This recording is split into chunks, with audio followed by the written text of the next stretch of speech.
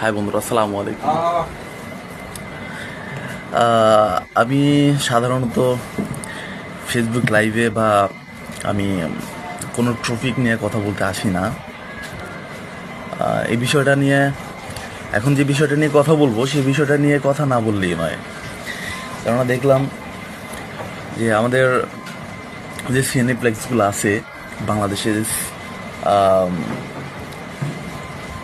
বাংলাদেশের যে সিনেমাগুলো হয় অ্যাকচুয়ালি ফ্রেঞ্চ সিনেমা নিয়ে অনেক মাতামাতি শুনলাম, অনেক কথা শুনলাম, অনেক ট্রেলারও দেখলাম।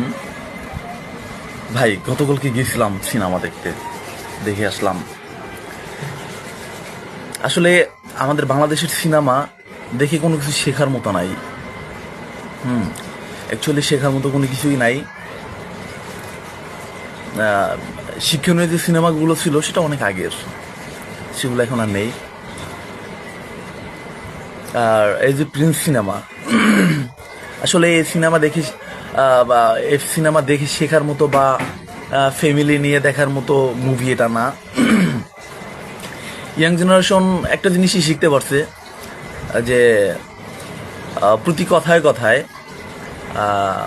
কোনো একটা ডিসিশন, কোনো একটা আলোচনা বা কোনো একটা অ্যাকশন, কোনো একটা দৃশ্য, ভালো কোনো কিছুর ভিতরে একটা সিগারেট ধরে দেব, এই জিনিসটা শিখতে পারছে। ধন্যবাদ। আশা করি সবাই বুঝতে পারছেন। আর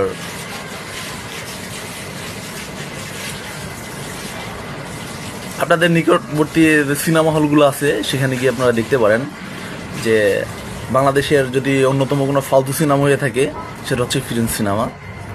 আপনারা দেখে আসবেন।